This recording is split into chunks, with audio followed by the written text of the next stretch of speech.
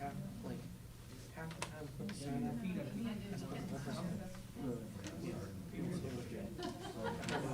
When you play 114, it's better. Looks really good. That's the thing, I'm making the How it lasts. I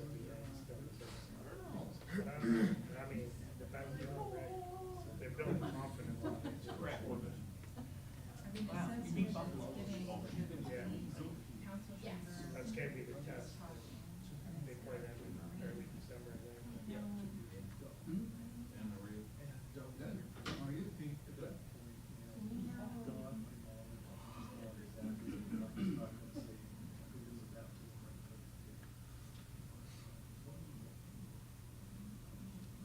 What do we have on Zoom tonight? We have, Oh, okay, yep.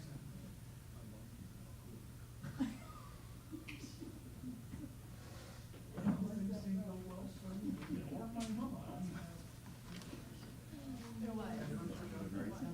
Really good. Yeah, yeah, good good crowd. The weather was I mean, good. Bob told me Got was cold in the summer. Yeah. So some more sweatshirts. Oh, yeah. So snowball bean. But it was good. Good I've race. gone in every place.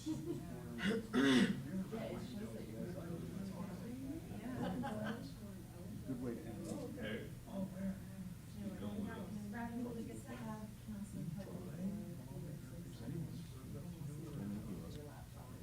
Do you want me to turn on my mic quiet or?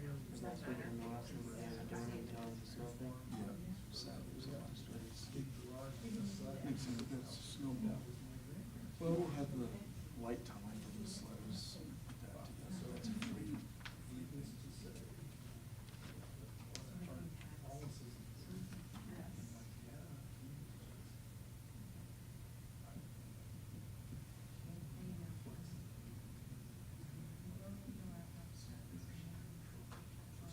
Can you hear me? Yes, we can hear, thank you. Okay, it worked, we didn't hear it.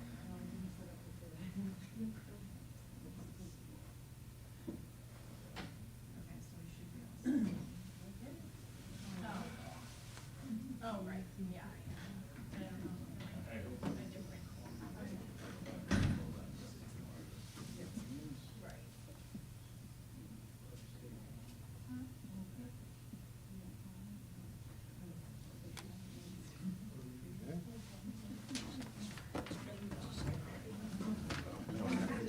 Join the front row with me. Yeah.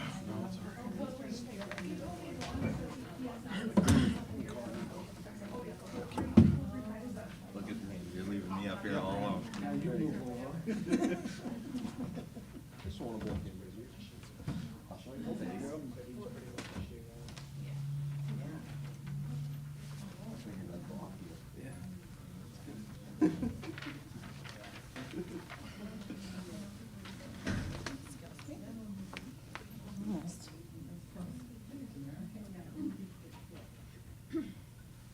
Last words.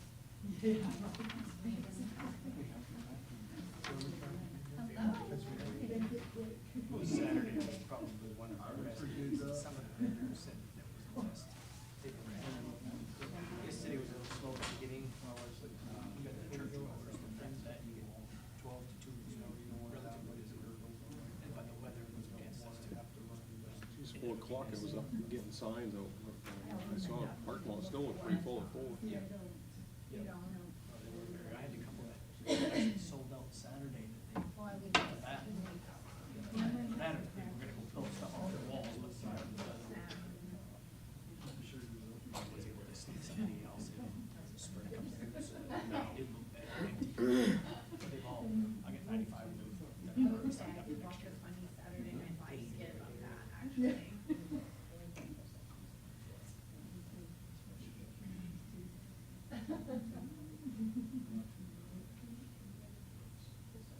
It's 6, but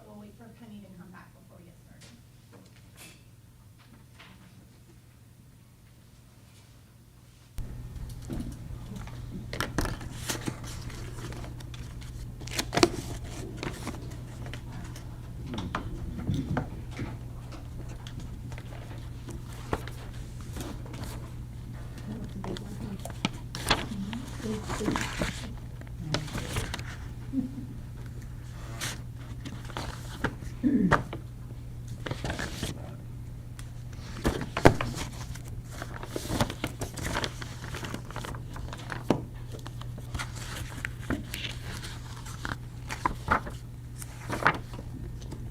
do you want these back? Could we plan for at the next meeting? Sure. That gives us a month, so. Yeah. Thank you. All right, if you can turn our microphones on. Uh-oh. Echo. See, I knew I should turn it on and test it.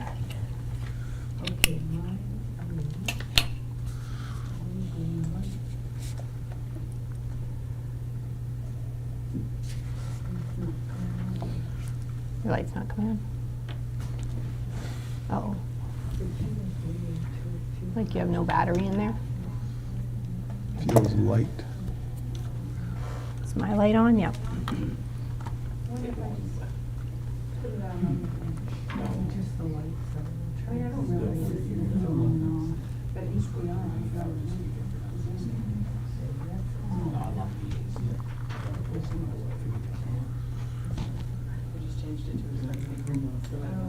Maybe we should jump up. How about now? Maybe we should Good? jump up and down and go counselor down. Look at that. All right. I knew that's what when you said it was light. Somebody set them up for me and Mr. Batteries, so. That explains it. Good evening, everybody. Well, is Jen right there? Oh, yeah. Perfect. All right, I'd like to thank everybody for joining us for the Monday, October 20th, 2025 council meeting. Roll call. All counselors are present. Counselor Kelly is joining us via Zoom this evening. Let's see. Would you like to do the invocation? Absolutely, Madam Mayor. If everybody could please join me and be in the attitude of prayer. We pray for our country at all times, that all citizens are safe, healthy, and happy. We pray for wisdom for all those who guide and govern. Help this government body in every situation to know and to do the things that are right and just with soundness of judgment in making vital decisions. We pray for the peacemakers, that the holy life-giving spirit may ever dwell in their hearts, and the barriers of fear, suspicion, and hatred may fall. This we pray to the Holy Father. Amen. Amen. If everybody would rise and join us for the Pledge of Allegiance. I pledge allegiance to the flag of the United States of America and to the republic for which it stands, one nation, under God, indivisible, with liberty and justice for all. Item number 5 is a declaration of conflict of interest. Is there anyone on the council who wishes to declare one at this time? Seeing none, we will move on to item number 6, which is public forum. Just a reminder to folks in the public, if you wish to speak, you have 5 minutes to address the council. Please come on up and state your name and address. Is there anyone who wishes to speak? Hello. Hi. I'm Megan Thompson. I am at 61 Plant Road in Caribou. I'm here today to speak in support of the dedicated members of our Caribou Fire and Ambulance Department. Now I want to clarify from the start, I'm here to support them, not on their behalf. Support that, if this council provided even a fraction of, would demonstrate the respect these public servants are entitled to. They are among the most dedicated citizens in our city, yet they are among the most undervalued by our city officials, being paid wages that insult their value, given schedules that wear them down, and are treated in ways that undermine their service. To make matters worse, this council has publicly on multiple occasions responded to requests to address the needs of this department with sarcasm and mockery. This kind of unprofessional behavior from a governing body toward employees of the city it represents is unacceptable. I'm here today not just as a citizen of this city, but also as an auntie to 2 little boys who have a daddy in this department that they're awfully proud of. A daddy who has clocked upwards of 90 hours per week serving this city, and a daddy that they miss an awful lot. And he, along with all the members of this department, chose this career, and they will continue to choose it every day Yes, they understand the challenges that come with this line of work, but what I don't think any of them chose or expected was to be met with unfair compensation, poor schedules, and a lack of support from their own employer. It is not a normal choice to run into harm's way. It's quite literally against human nature. Yet they respond to these horrific scenes of friends, families, and loved ones in medical emergencies, in distress and wreckage, and carry this emotional weight with very little support. Then they finish the call, return to the station to wait for the next, or worse, they go home to the sound of little feet pattering to the door for a hug, hiding the silent burden that they bear. They face it all with courage and professionalism, carrying invisible scars very few can understand. They are the ones who have seen all of us on our worst days, yet somehow still manage to show up for us on every single one of theirs. The fact that these men and women continue to serve here is honestly quite admirable, and I thank them, because it's clearly not because of the wages. It's because of their loyalty to this community, and that loyalty deserves more recognition. Members of Caribou Fire and Ambulance are sacrificing cumulative years of time away from their families beyond their contracted 56-hour schedule because of the mismanagement of this department at the highest level. Their department has had a vacancy for almost a year, causing them all to work additional time to cover for lack of staff. 20, 30, 40 hours of overtime in a week. Time that they must work because this council put such a heavy thumb on them to figure it out to not outsource calls. From a business standpoint, this doesn't make any sense. We are paying time and a half for these hours week after week when the problem could be resolved by offering a position that's attractive to a prospective employee and remains attractive to ones that are already here, meaning not starting at $15 per hour. The truth is, their overtime rate is close to what their base pay should be. And when you look at gross annual salary, it may appear comparable to surrounding communities, but the reality is our members are working significantly more hours to reach those numbers. They're achieving those totals not through fair base pay, but through exhausting amounts of overtime and being run into the ground. Adjusting this hourly rate reflects the true value of their time and training and is more sustainable and fair for everyone. By front-loading this cost and offering fair, competitive wages on par with surrounding communities, vacancies can be filled, quality of lives can be improved, and the department will be strengthened as a whole. While discussions continue about how city funds might be spent on other non-essential social projects with limited reaches, the urgent needs of this department are dismissed and ignored. The members of the Caribou Police Department are being compensated very fairly and rightfully so.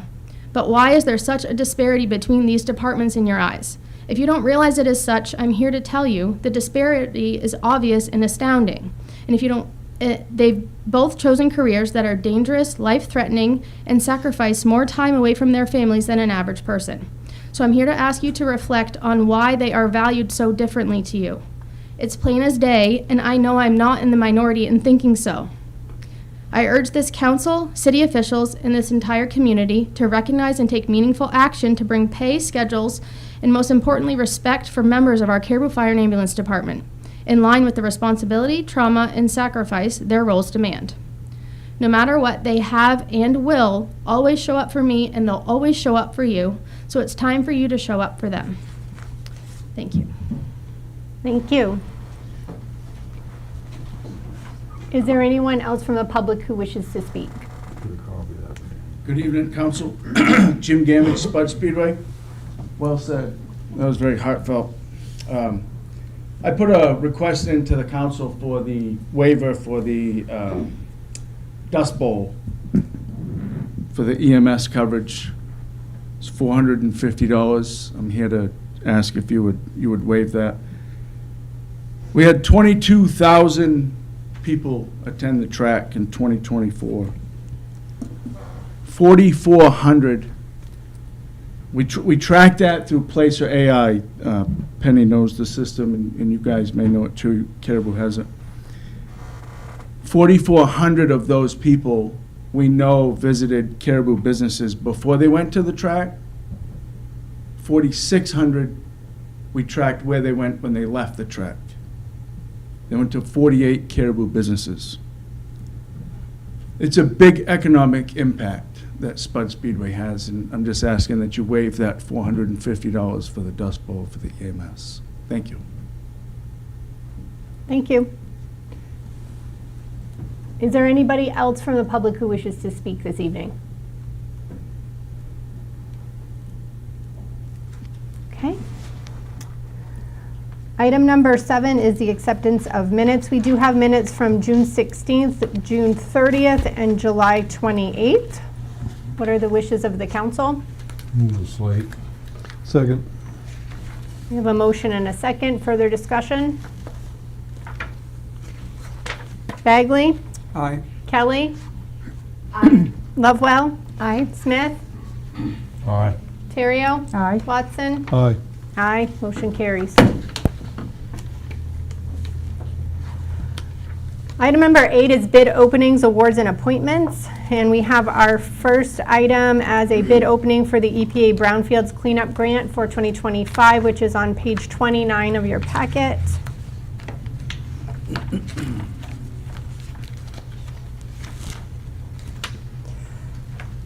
The City of Caribou was awarded funding from the U.S. Environmental Protection Agency as part of its Brownfields Cleanup Program to remediate the former Caribou Steam Power Plant located at 142 Lower Linden Street.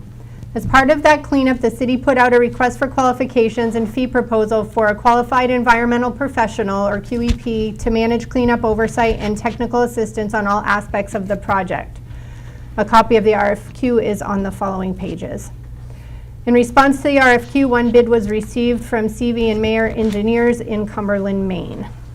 A review panel of city council members, a planning board member, and members of staff convened on Thursday, October 9th to review the proposal and make a recommendation to the city council.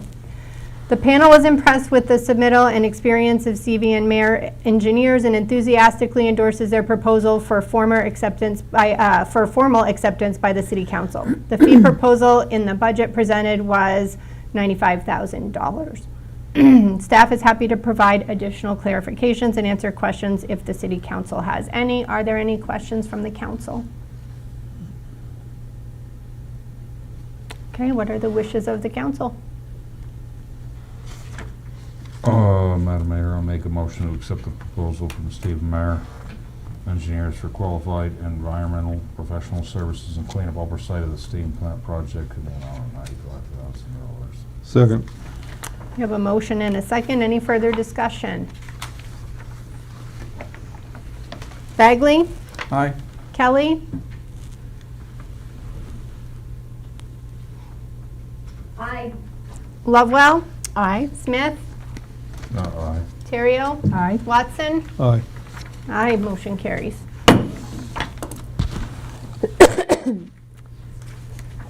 Item 8B is also a bid opening for a Parks Department frontline vehicle, and that's on page 38 of your packet. Gary, did you want to speak on this?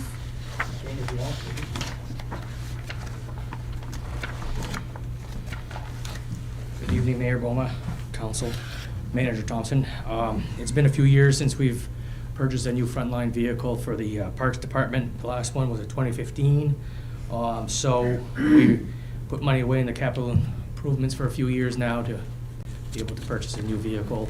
Our 2008 that's currently at the Wellness Center that the staff drives here and there when they need to is really on its last legs.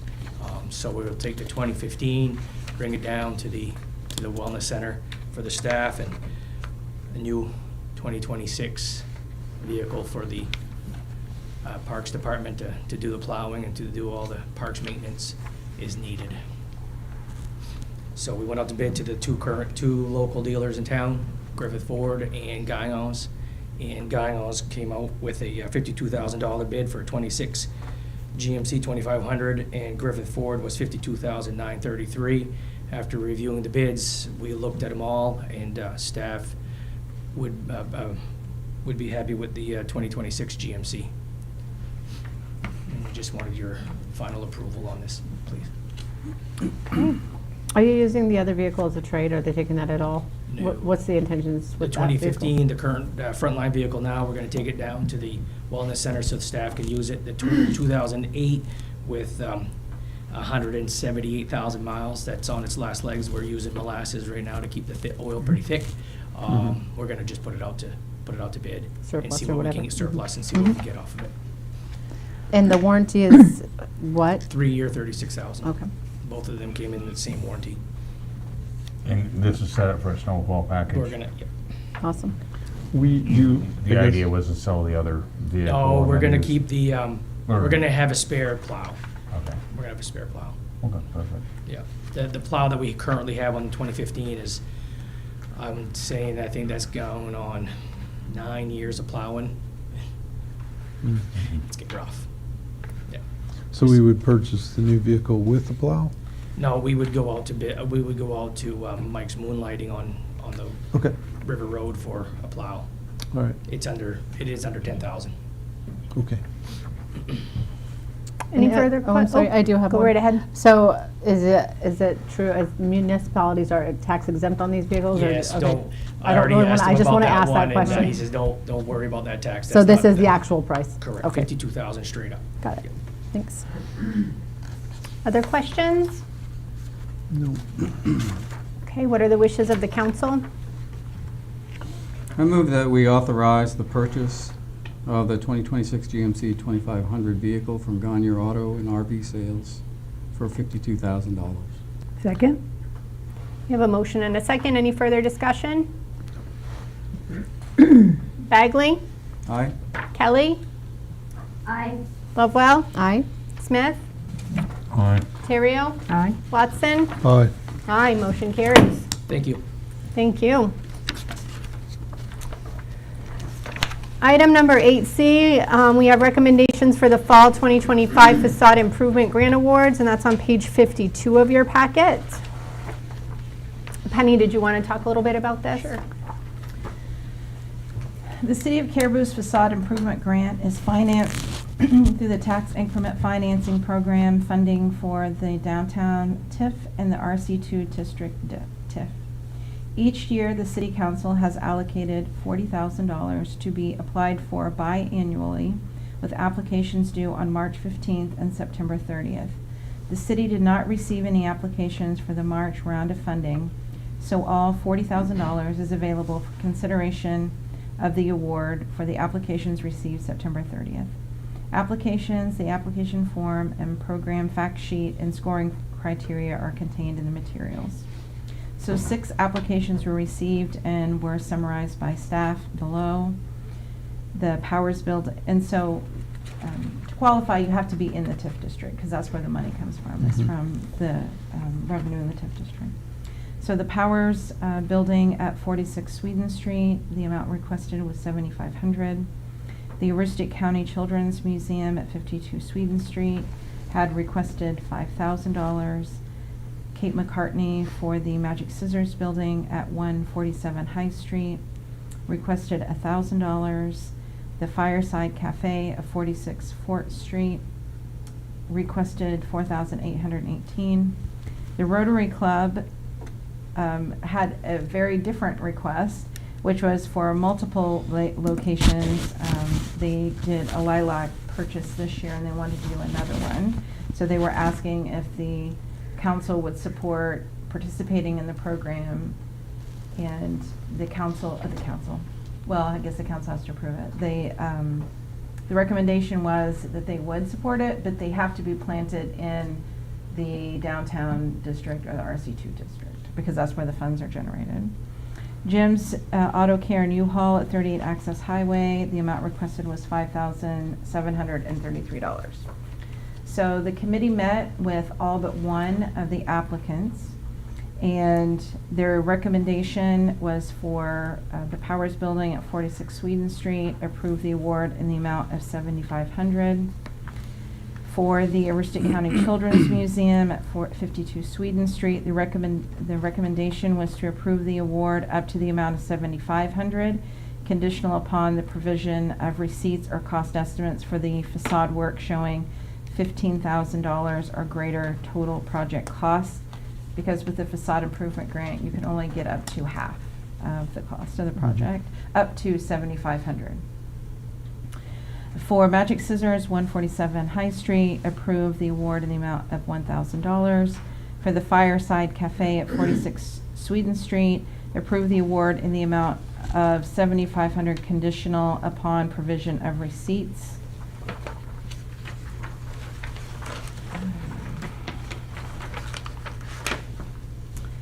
For the Rotary Club, multiple locations citywide, The recommendation was to approve the award in the amount of $3,200 with the condition that at least 100 plants be utilized in properties located in either the downtown or the RC2 TIF districts.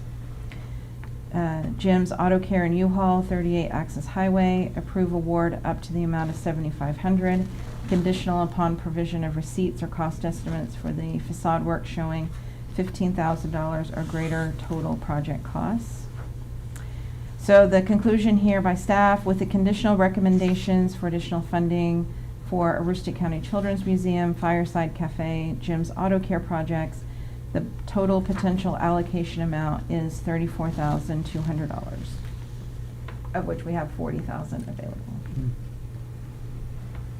I'd be Okay. happy to answer any questions that you had. And I was on the committee, I absolutely love this program. Mhm. We've moved it up, we've seen what it's done in the past with some other businesses, which is, as I mentioned, we've, downtown, some of these are very high visibility Yeah. businesses, so there's some good things going on here, and these, and also this, we're safe. People have to come to us with the receipts. Yes. And this yeah. represents more of than a $7,500 investment. Mhm. It involves, you know, that, so one of the few things that we can do as a council, I believe, you know, to help things. And these were along. businesses that had never applied before to the Yeah. locations. I mean, we had some of them that have applied before, but for different locations, so. Absolutely, I think it's great, so I was glad to be sitting on that committee. Well, I'll make a Further motion. comments? I just want to say that it's great to see this many applicants, because sometimes we don't get any, sometimes we only get a couple, so it's pretty cool to see this amount of work and these new businesses coming in, so. We didn't get any in the spring. Nope, not in the spring. So that's why the additional funding was available. Yeah, it's you know, really, to- really cool. Well, I'll let somebody else make a motion. It's also, it's very uplifting to sit in the room with people talking about how passionate they are about their businesses in Caribou and how they see this as a way to help them get greater visibility and, you know, look nicer around their neighbors and improve the neighborhood. Well, the one that, in particular, the AI pictures for the Yes, Children's yeah. Museum was Yeah, incredible. neat. What that could look like down. I don't know if anybody else Yep. has seen that, but there was, Very cool. Dancing it's like, potatoes. wow. Yeah. Potatoes are good. They're cute. I'll make the motion then. I make a motion that we allocate the 2025 funds for the facade improvement grant pursuant to the review committee's recommendation in the amount of $34,200. Second? Got a motion and a second. Before we move to the voting, I am going to mention that I will abstain from this vote just because of my involvement with the Children's Museum. Sure. Bagley? Aye. Kelly? Aye. Lovewell? Aye. Smith? Aye. Terrio? Aye. Watson? Aye. Motion carries.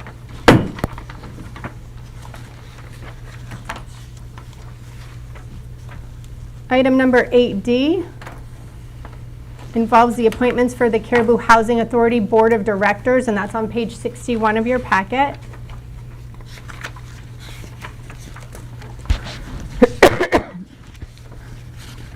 Did you have anything you wanted to say, Lisa? No, I don't. Okay. Just here in case you have questions.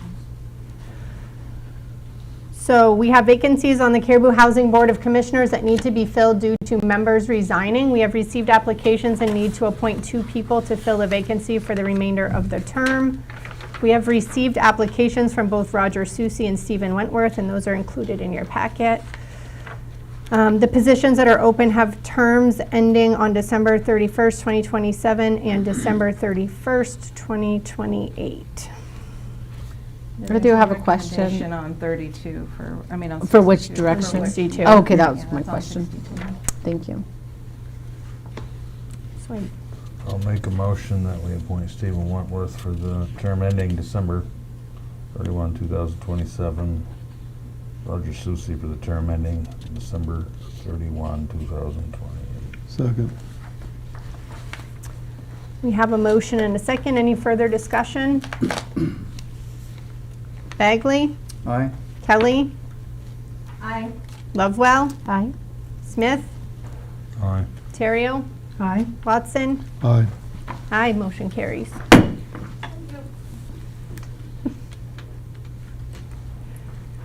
Item number 9 is public hearings and possible action items. And 9A is a public hearing on ordinance 4, amending Chapter 17, General Assistance, which is on page 63 of your packet.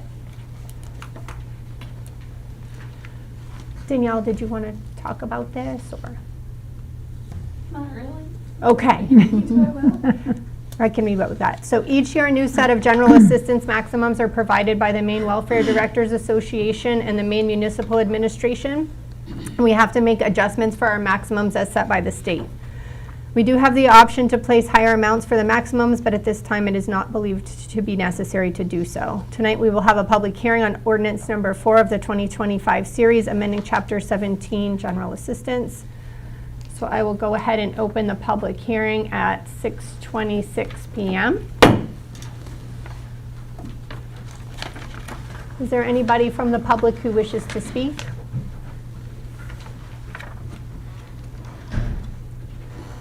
Is there anybody from the council who wishes to speak, or any questions that anyone would like to have addressed?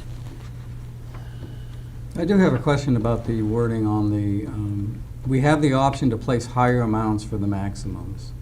So what happens if we do that? We are reimbursed at a rate of 70%, correct? 70% of the maximums that the state has provided. Right. Right. And so if we go above those maximums, That's on us. that's on us. Okay, that's why you say, but we could also go lower. Isn't that correct? No. Oh. No, the way it's set, you're kind of, it's a tripping stone. Mm-hmm. So why do they call it a maximum versus a minimum? It's the maximum amount that can be granted to an application. Okay. And those are set for the municipalities. We can't go lower. I mean, they don't get the maximum amount automatically. They have to qualify for it, so. Right. No, I understand that. Yeah. Okay. Thank you. Other questions? No. Okay. Madam Mayor, I'll make a motion. Oh, I gotta close the public hearing, one Oh, second, yeah. sorry. Oh, yeah. Oh, Coming out of the public hearing at 6:27 p.m. Now what are the wishes of the council? Madam Mayor, I'll make a motion to approve ordinance number 4, 2025. Second? Okay, we have a motion and a second. Further discussion? Bagley? Aye. Kelly? Aye. Lovewell? Aye. Smith? Aye. Terrio? Aye. Watson? Sure. Aye. Motion carries. Aye, you know what I mean? Is it- Yeah, you wanted to mix it up a little bit. It's okay. Well, he stole the hand gesture thing, so you know. Item number 10 on the agenda is reports by staff and committees, and the first report will be from our finance director. Take it away, Carl. Evening, Mayor, Councilors, Manager. The narrative is on page 70. I'll be reading from page 71 of your packet. And we are 3/4 of the way through the year. So 75% is the magic budget number. September, assets on hand at the end of September was $20,298,568.92. Cash on hand is $4,072,201.58. And we did process our commitment in the month of September, so our 2025 tax receivable, we collected $909,564.99 toward that commitment, and that represents 8.2% of the overall commitment. We also received in 2026 prepayments of $3,540.03. Moving over to page 73, we have our liabilities at the end of September were $14,210,791.70. Moving over to page 76, we have our fund balance in the middle of the page. ended up being $6,087,777.22. Moving over to page 78, our expenses for the month. So with our expenses, we expensed the capital improvements line on Department 85.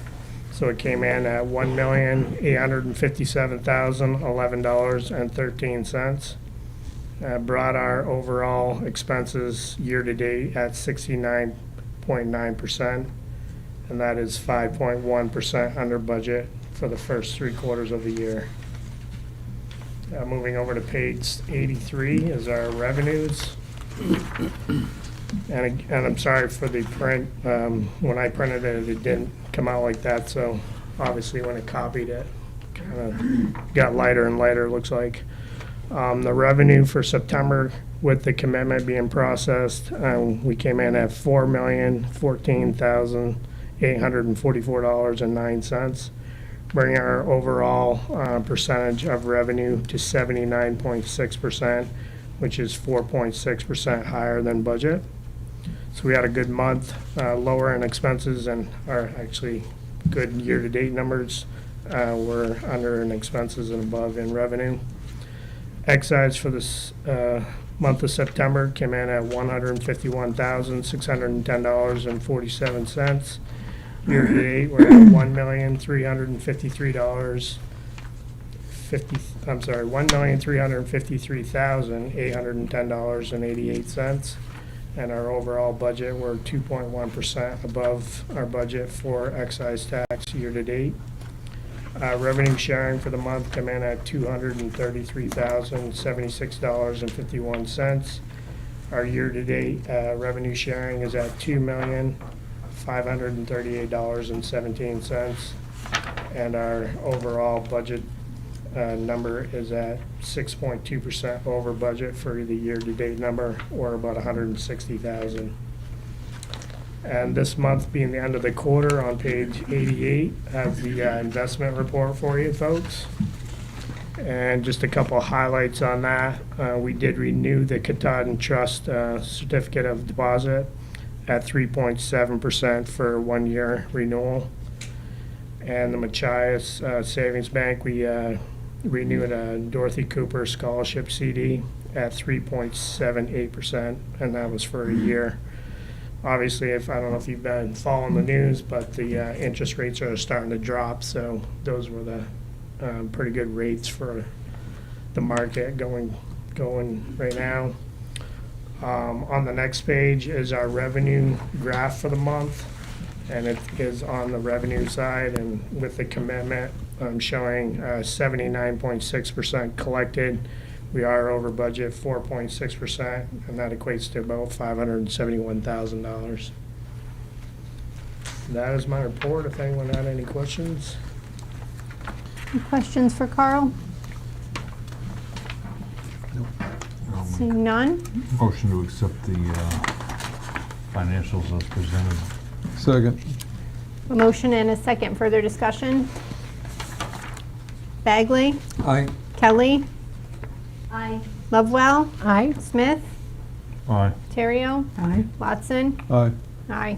Motion carries. Thank you, Carl. Item 10B is our city manager's report. So the riverfront power plants, the diesel plant, the demo is out for bid. The mandatory walkthrough is scheduled for October 22nd at 2. The steam plant for the QEP contract is on tonight's agenda. Late this afternoon, we got an email from EPA that because of the shutdown, they're no longer able to even answer our emails or phone calls right now. So pray for us. We depend on them a lot for these different projects that we have going on. Events and marketing, the 51st annual craft fair was held this past weekend. Events were in the works for Small Business Saturday, November 29th. Gary, was there anything you want to talk about craft fair? The craft fair was well attended. Vendors all did well. Everybody was happy about it. Advertising for the craft fair was probably one of the best that we've ever seen. Oh, good. Yep. That's great. Bird's Eye Cleanup, the kickoff for the Brownfields RLF project was held October 7th. The Development Committee, there is an executive session tonight on the various projects that they have going on. Riverfront Master Plan, the contract was awarded to Razor Landscape Architecture, and we've had a kickoff with staff, but the public meeting is coming soon. Facade improvements on tonight's agenda. Business outreach, Eric is actually working with several possible businesses for here in town. Nylander, there's an executive session tonight on projects they have going there. The fire station renovations, the design development phase is underway with Harriman. Was there anything you wanted to say about that, Brian? Okay. Police station, the RFP for a firm to help evaluate existing buildings is out. The airport, the apron project is complete, and there's a committee meeting scheduled for tomorrow. The comp plan update, this really isn't an update. The sections are complete. Staff is reading and editing, and the capital budget project as part of the comp plan, we're having a meeting about that on Wednesday. 15 Prospect Street, a supplemental assessment was approved with a recent tax commitment for the unpaid dangerous building expenses. Water Street Fire, staff is applying for funding from Maine DEP to assess the site. This is also brownfields funding that was awarded by the US EPA. That Caribou participated in that application for an assessment grant. There were 2 communities, Caribou and another. So we are working to leverage that funding to get the site assessed, and then we can be working on a plan for that. Personnel changes, recent promotions in the police department. Chad Cochran to detective sergeant and Lucas Hafford to sergeant.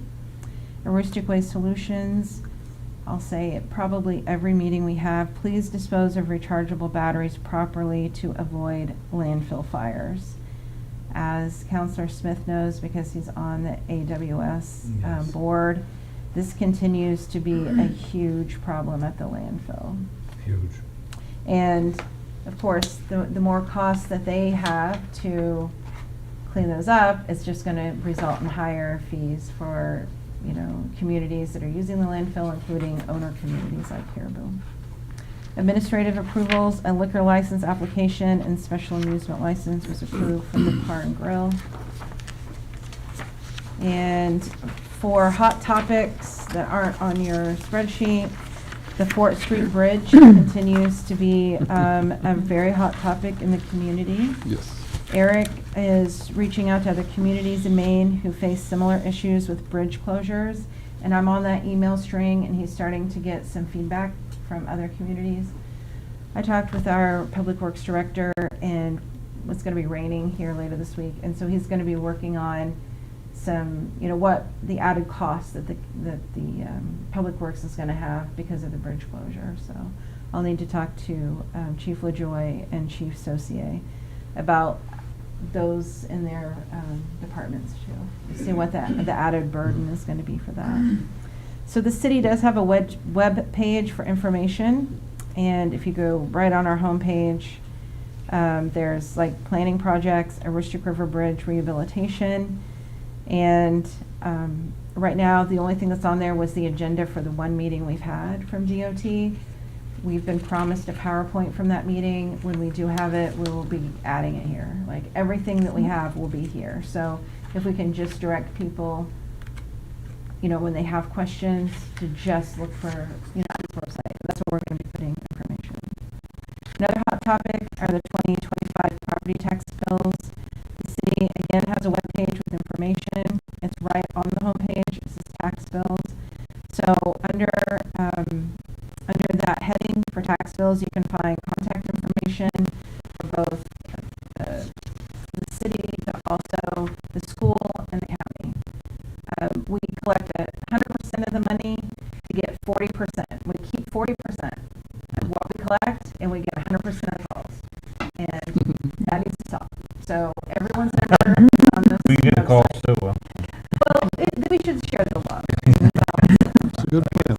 No, it's definitely important for citizens to know that 60% of their bill does not come from the municipality. We, by statute, we have to collect that money, we have to pay that money and pay those bills. But we're only keeping 40% of that.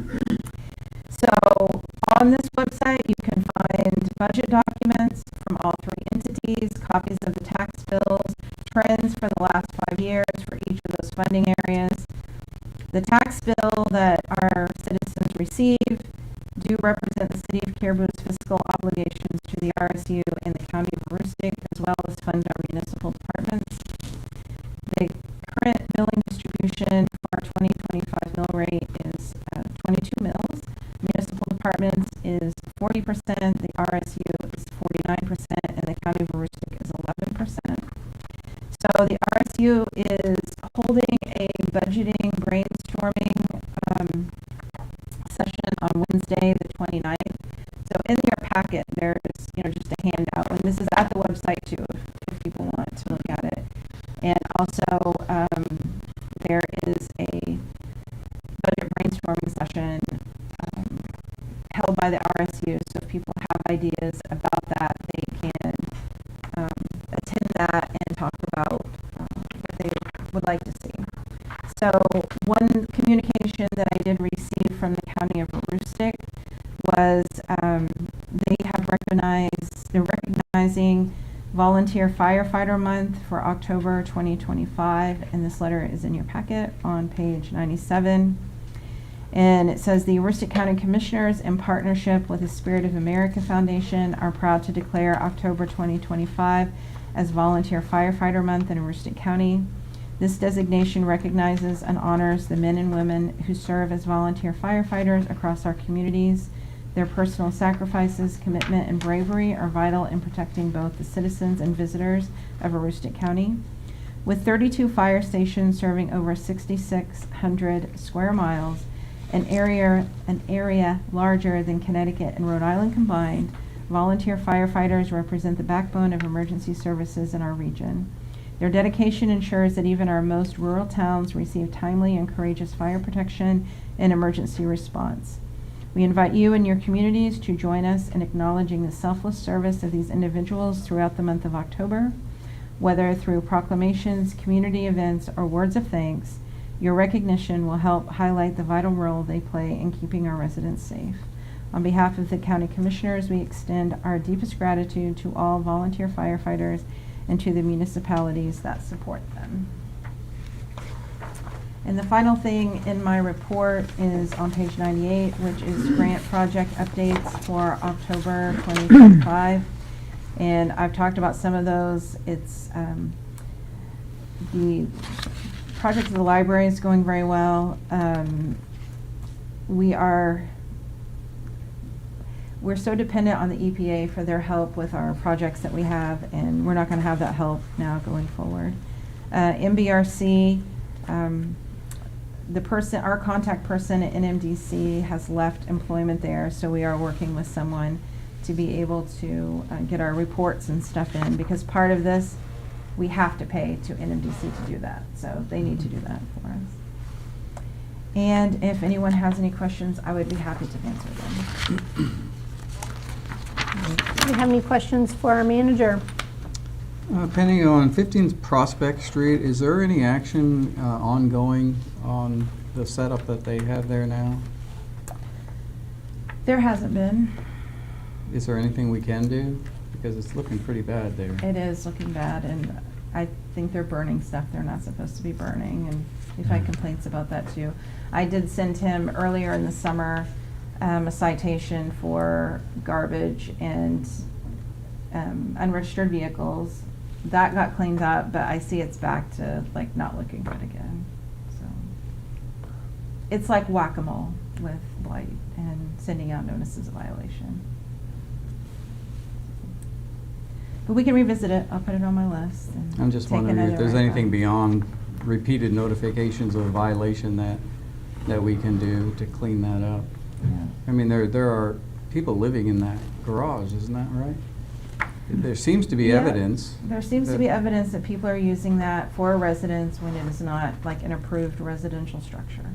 I have video evidence on I my think phone. there's a few people We'd like to living see there. It's that. not just one or two, you know. So several. there- No, there's like a dozen. Yeah. Yeah. Yeah. So Absolutely. there may be other authorities we can use to remedy that, I think. It's just kind of a meeting house. Yeah, Every time I drive by there, I wonder about that. The other question I had, on the Fort Street Bridge, so I know, and I've gotten a lot of feedback myself on this, and I'm wondering, is there some kind of engagement that we plan on making with DOT to look for other alternatives? Have we just given up that there are no other alternatives to the closure? So one of the next things they're going to do is have a public meeting. And I think it will be, DOT will have that in Caribou. And that's something, when we find out about that, that's something that will be put on the website. I think the only thing that's going to change their mind is having a lot of citizens saying, we're just, you know. And that's why Eric is kind of gathering some of this evidence from other towns, like some of the issues that they face, getting examples of just things that people can bring up at these meetings to say, okay, well, in such and such a place, this happened. We don't want that to happen in Caribou, you know, or whatever. So he's in the middle of that information gathering right now. So it's going to be very important that people come out for that. When that's going to be, I don't know. Where it's going to be, I don't know. I'm guessing probably the wellness center, just because it can accommodate enough people in there, you know, more than here. Our parking really isn't set up great to have a lot of people, and I think the only way to sway them from their decision is to have a lot of people come out with facts. And is the city doing that as well? Like things like, I'm really concerned about public safety. Right. And as we all are. Transportation for school children. Yes. Have they even thought about that? I mean, these were It's things baffling to me that they've come up with this plan. They had to have considered it, but is the city building a case to take to them to say, we need to look at other alternatives? Well, again, Eric is gathering information, and you know, we'll have our public safety departments look at what the additional costs are going to be. Chris had brought that up to me today, that he was going to be working on that during these rain days, which kind of prompted me, okay, I better have the chiefs work on that too. Would it be helpful to establish a committee at the council level to assist with that? I think the planning board is also working on it too. But, I mean, that would be up to the council if you wanted to have some kind of an ad hoc committee that was, or if not that, ask the planning board to specifically head it up, to spearhead it. Because I know that they, you know, really see this as a big public safety concern. And just a nightmare for kids on buses, you know. Yeah, okay. Did you ever get a response about how that would impact the cleanup of down by the riverfront, if that's going to actually put a stop to the cleanup down in that area? Well, I mean, we kind of just talked through it, you know, like, okay, who's going to get there to get the stuff? Where are they going to take it? Like, it shouldn't impact that. The impact would be if they closed under the bridge because they were working. That was the part that I was talking about. But we don't have any information from them that they would also be closing under the bridge. Okay. Oh, gotcha. Okay. Yeah. Because that would definitely put a wrinkle in everything.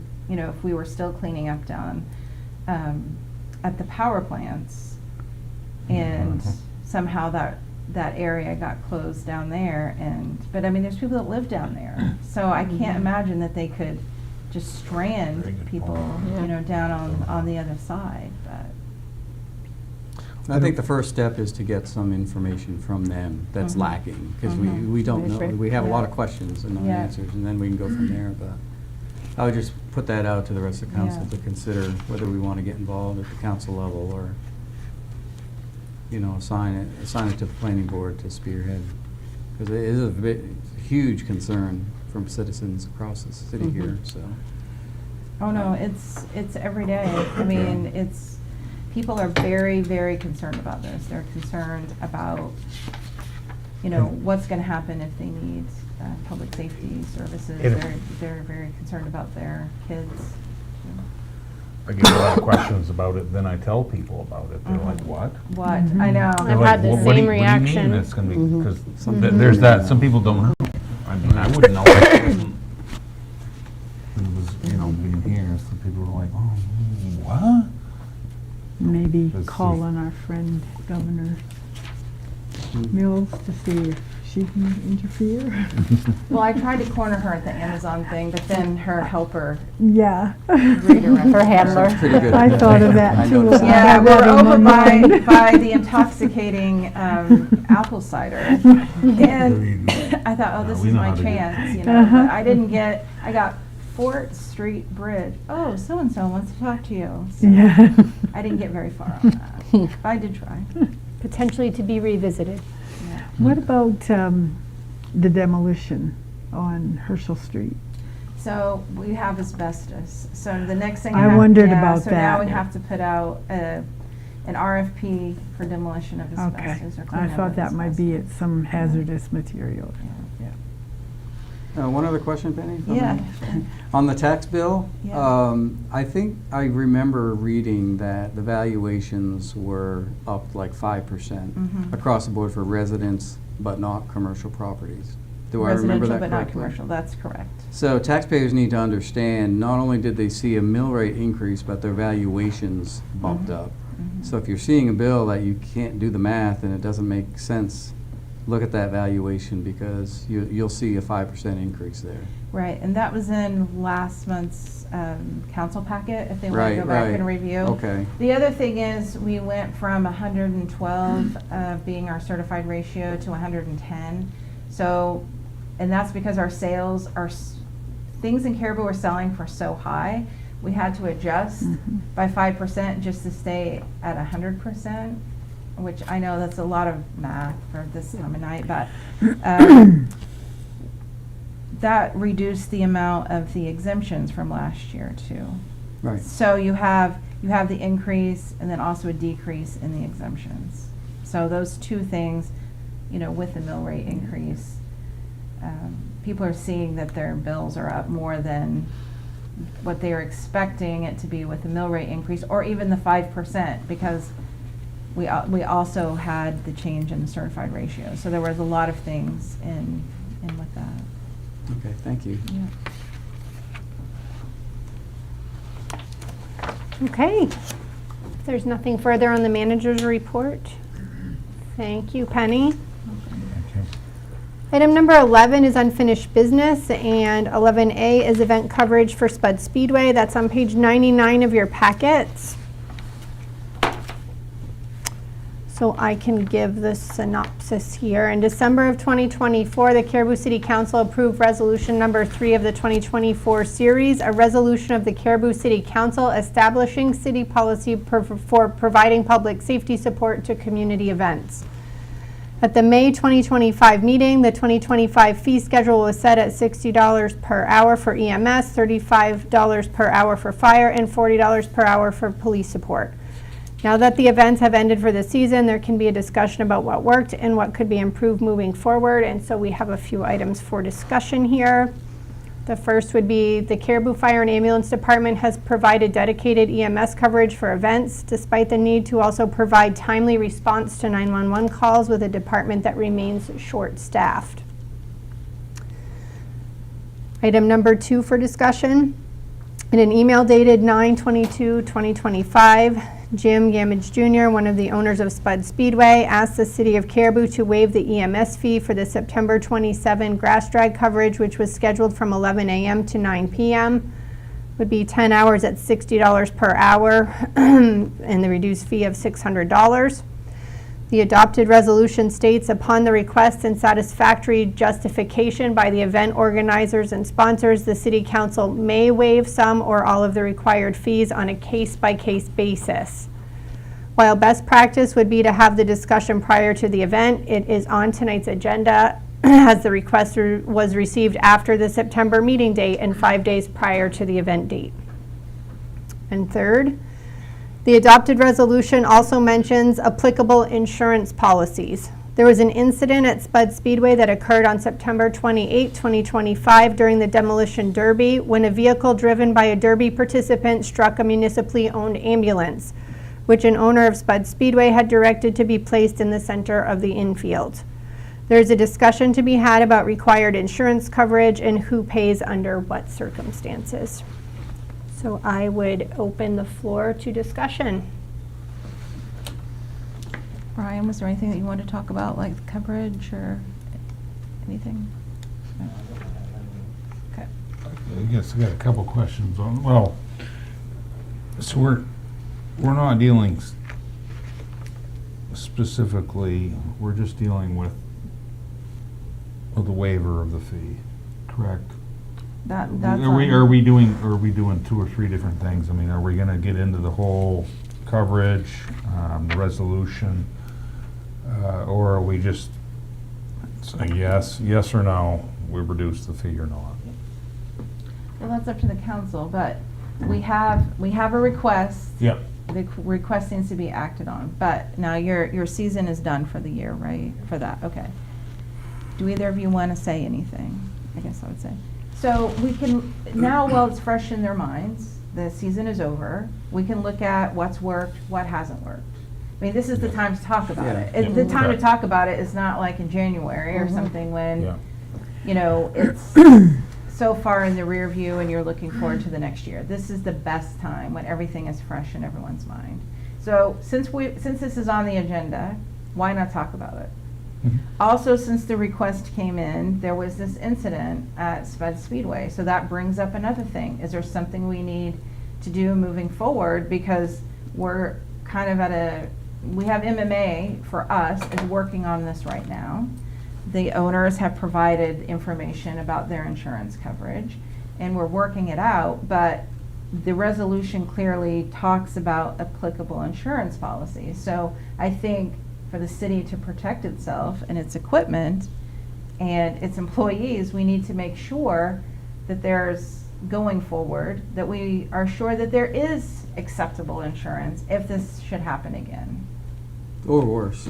Yeah, or worse. I You hate know, to if think something would about have it. happened Yeah. to a crew member, that would have been worse than something happening to the ambulance. But I'm just saying, this was going to be on the agenda. Why not just Yep. talk about it? Yep, Well, it's absolutely. fresh in That's- everyone's that's mind, right, and then you don't absolutely. have to revisit it later. That's just, Madam Mayor, can we address the fee first? I think that's the easiest one. The fee waiver? We can. Okay. I think justification is more than provided for waiving this fee. You know, the whole point of this, as I recall anyway, was to provide a means to support big events like this that come to town, who have such a huge impact on our businesses in town, and to help them out.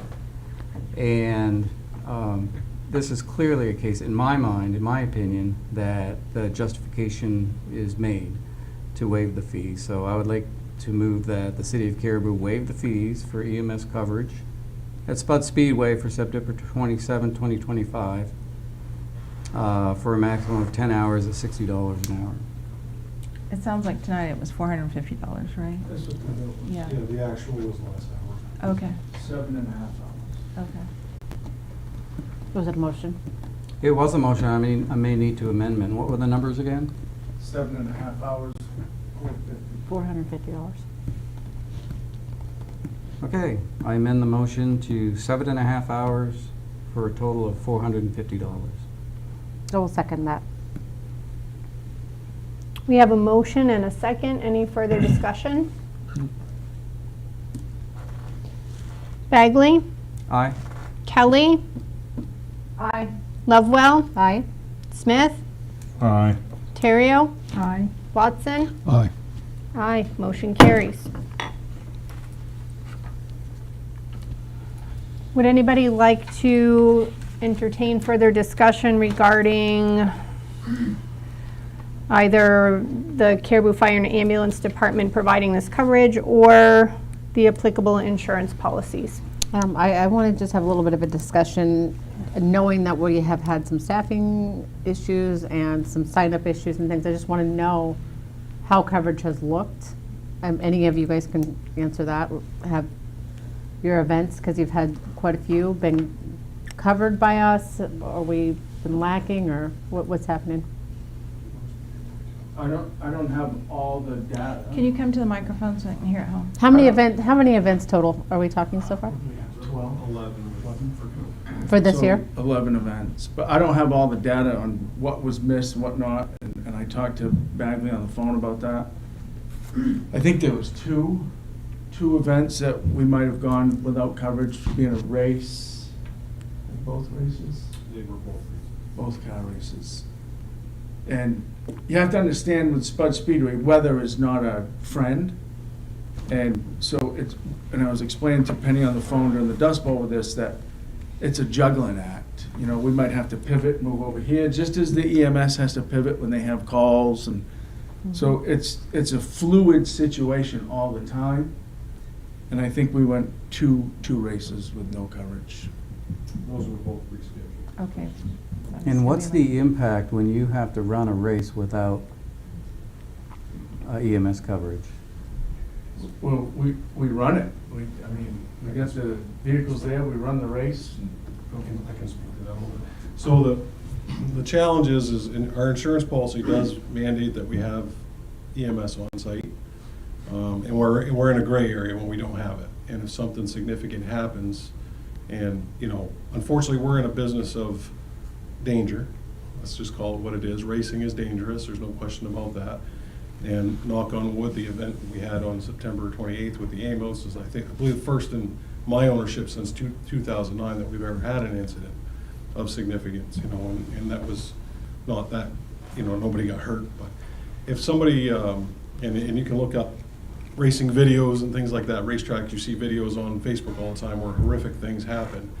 And in those instances, if you don't provide or you haven't got the proper sufficient security measures there and also services, then obviously the racetrack and, you know, the racetrack and the insurance company of ours would be under litigation and have a hard time standing in front of a judge and saying, hey, we did everything possible because we had, you know, these safety measures in place. As a track, I can comment since, you know, so Jim and his wife had purchased half and we reopened the racetrack on a full-time basis in the last 2 years. We've been through rigorous insurance inspections trying to buy insurance. It's almost impossible to buy insurance for an event center as we have because of the fact that we don't only car race, we don't only do snowmobiles, we have carnivals, music, alcohol, all kinds of things. And so many companies choose not to insure a facility like ours. So we're limited to about 2 companies right now that we can even find that will even entertain the conversation. So we have to be careful, we have to make sure we're diligent, and that's why we've spent so much money on additional fencing, additional barricades. You know, we have literally hundreds of thousands of dollars invested in the safety measures of the facility to try to make sure we can still maintain insurance and keep this thing going.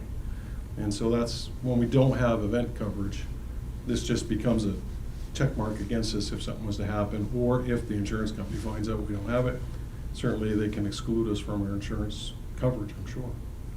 Legally. Well, that would shut everything down. It would. So it's critical, and also, honestly, if we any of us had a family member participating in an event or something of that nature, or somebody spectating, and they were to get injured somehow, whether it be due to the event or due to falling on a set of bleachers or anything like that, there isn't coverage, certainly people are going to start asking questions quickly. So we're trying to avoid that by having coverage there. And certainly we appreciate the rates that you guys have set for us and for the community as a whole. And it shows that Caribou wants to, you know, obviously protect its citizens. So I appreciate that, and I will say appreciate the service that the gentlemen have been, the men and ladies that have been out to the track this year. They've been easy to work with when they're there. So. I got another question for you. So as far as going forward, and even for now, are you aware in advance your entire year's calendar? Are you guys kind of going and creating things? Because I know some of the questions that we've had before, like maybe just finding out about something kind of close to the event, which makes it harder to staff when you're already short-staffed. And I do know that you have to reschedule sometimes due to weather or whatever. But. Right, so our schedule is generally made in the next 2 to 3 months. We'll schedule the whole 2026 season out. The exceptions to that are when we do get rainouts and we have to reschedule. And that was honestly the 2 events we didn't have coverage for. I don't certainly fault Brian by any means.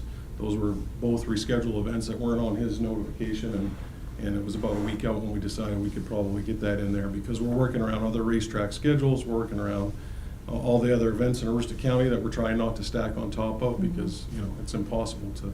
So you find little slivers and you're like, that's where we got to go right there. sometimes that doesn't provide us a lot of notice. Okay, that answered my question, thank you. I'm just trying to think through this insurance situation, because if something happens, a claim is denied because you do not have EMS coverage, like your contract says you should. I would assume it could be. I don't know that to be a fact. Well, right, but I mean, I any don't really reasonable wanna- person I don't really would want to think. go down that road. Well, we have to think about it though, because, I mean, there would be damages and nobody to claim against, or they'd claim against you personally, or the business. Correct. Which you don't want that.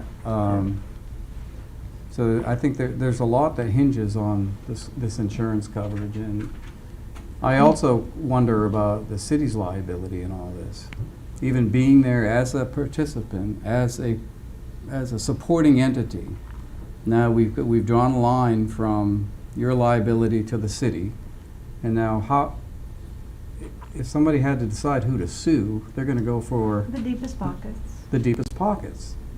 I don't know the answer to that question. Now maybe I'm just being paranoid about it. So I think, just to interject there a little bit, I think, obviously the city is a hired service. For instance, we have wreckers there that come in and service that type of entity, And so if the city is not putting the event on, so it's gonna fall Right. to us.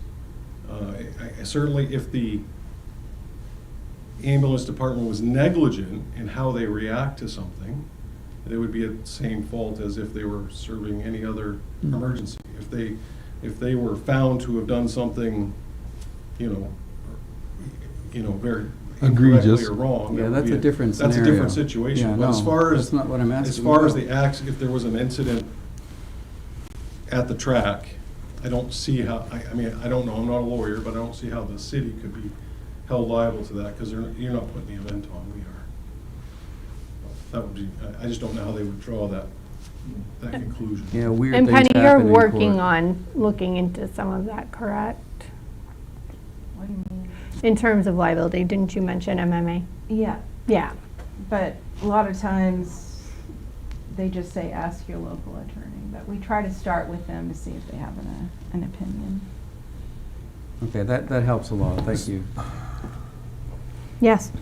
Just a question on that. I mean, I understand we have a resolution in place. I mean, it's not perfect, maybe, by any means. So now do we have to change it? I mean, because there's an insurance issue involved in here, and Joan, I think, no, I don't know how we move forward, because I'm happy with the resolution. Okay, we do the reduce, we're providing this service. All of a sudden, we have this insurance. How do we handle it? I mean, do we just say, okay, everything's going good, or do we need to make more, Well, I'm every just not sure. time I read more of what happened, Yeah.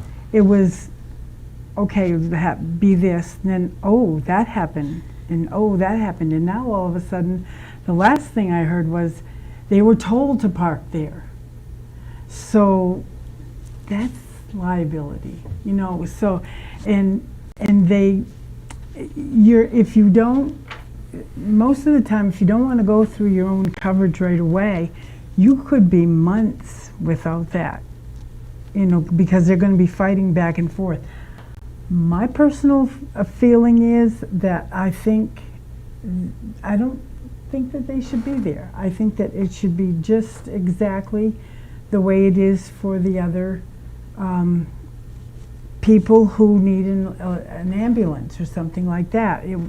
I think that it's just opening up a great big can of worms to have the medics there and things like that, because then if you get somebody else that wants to come in and do something like that, then well, you're doing it for them. Why don't you provide it for us too? We don't have the staff, and we've got all the other towns to take care of. Plus, you've got mutual aid to take care of, and things like that. And I think that's one of the reasons why you're so tired and overstaffed, is that you can't keep doing this and that. And I think that what you're doing is wonderful. I really do. I like, having that big business, but you're creating a monster, I'm afraid, that's going to end up being more than what a staff can handle. And like I said, then you're going to have somebody else want the same thing, and before you know it, everybody, well, you know, mine is kind of dangerous too. I should have the ambulance here. I really think that we should go back to just simply having, and I know you're going to have maybe a clause on your policy, but there's also a risk to the people who go there. They know, I used to go to Spud Speedway in the 60s, and I went every weekend that they had that. And there was always a risk that something would happen, but we knew that when we sat in those bleachers. And so I think there's got to be a better, way to do this. But I voted to waive the cost this time, but if I'm not going to be here next year, so it doesn't matter. But I would not have voted. I would not vote next, you know, if it were again. Because I think it's something that you need to take care of yourself. And I know the insurance is hard to get and it's expensive. I know that. But it's a dangerous job. And I don't think it should be on the city. I just don't. I think that we're stacking things on top of things. I think this needs to be broken down into a couple different categories. I think as far as the fee waiving, that's one issue. Let's keep that separate. If you're going to talk about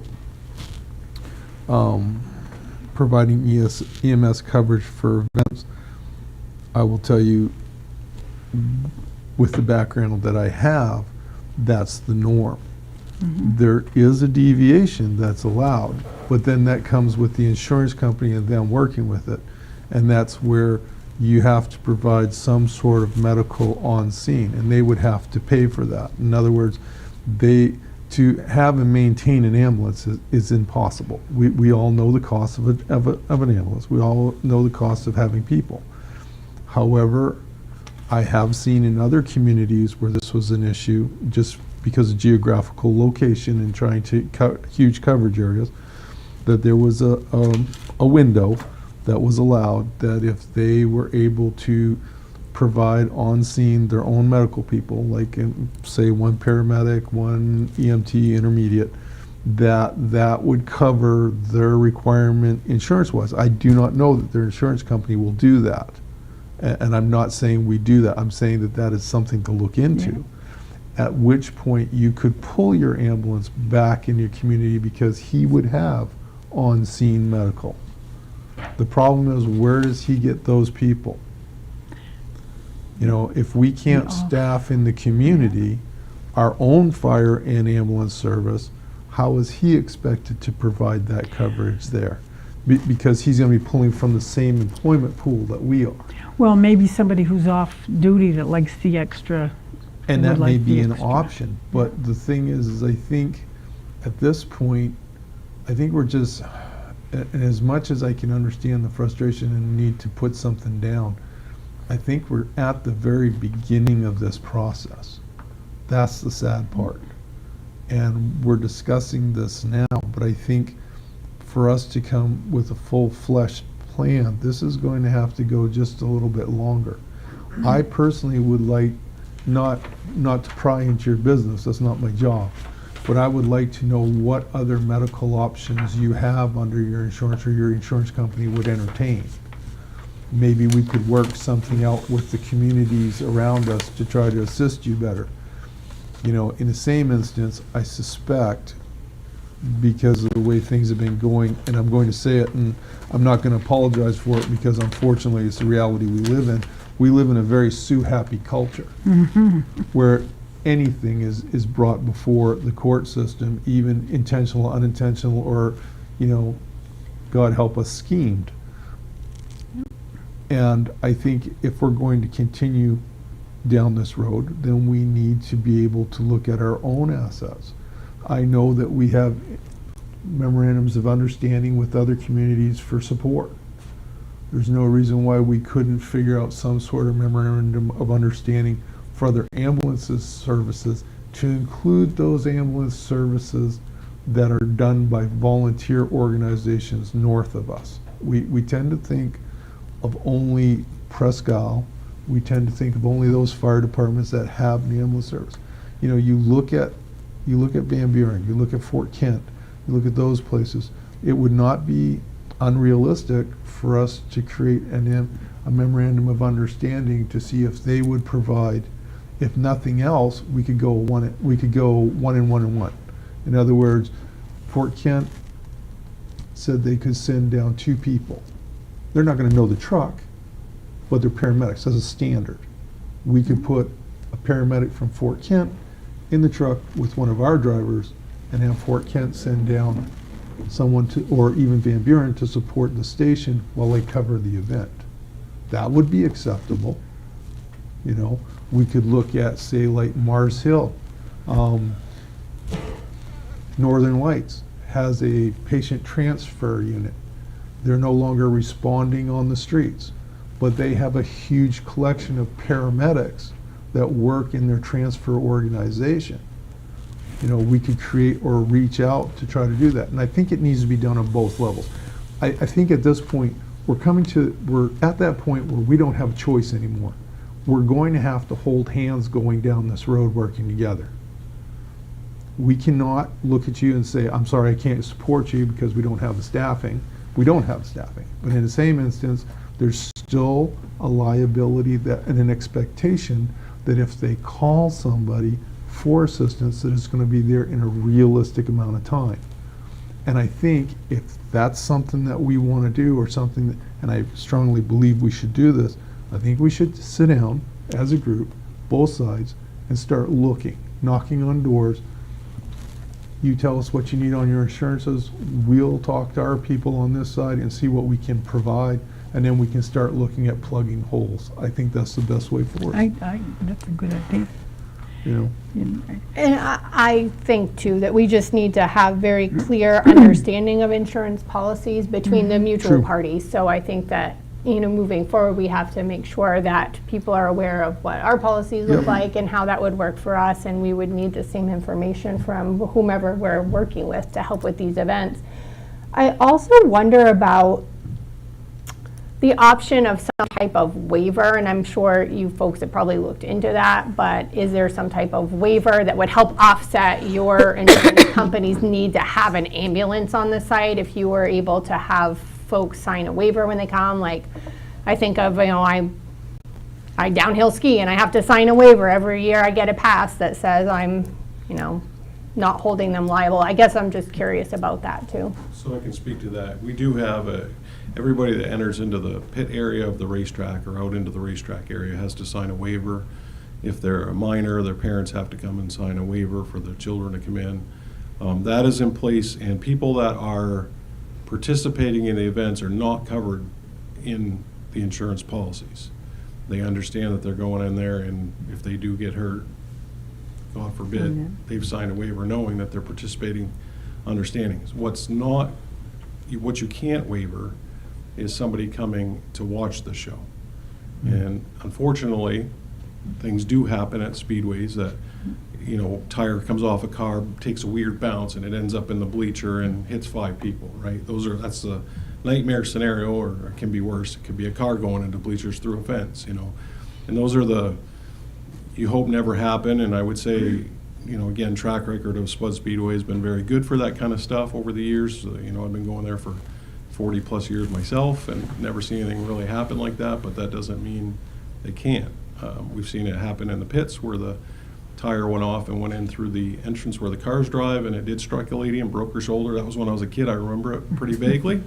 But thankfully, that's the worst thing that's ever happened there that I know of. And so waivers are assigned, but no, you can't waiver spectators, I guess is what I'm getting at. So, and insurance, we are, just so you all know, we are trying to explore an additional insurance company now. We're applying for one that we didn't know existed and learned of, and we'll see where that goes and what their particular items are that they need. And you know, I've discussed with Chief LaJoy this summer. I went and seen him throughout the season when he was struggling to find staff to run the ambulance. That maybe that could be an answer, is if we could hire a paramedic with a bag, or, you know, that maybe comes out in the fire pickup that's just there to make sure we have a medic on site that could stabilize until an ambulance gets there. That's certainly something we can sit down and talk about and with the insurance companies and see if that would suffice. But I don't think we're going to get away from having a medic, however that medic is there to provide immediate response. And some of the events that we run, such as the grass drags with snowmobiles, if you can imagine you're going 100 miles an hour and 500 feet, and if something goes awry and the ski breaks off and that thing takes a tumble, you're going to guess most likely the person's going to need immediate substantial services. And that's the kind of stuff that we kind of get nervous. That's the stuff that keeps us up at night, so to speak, if something like that happens.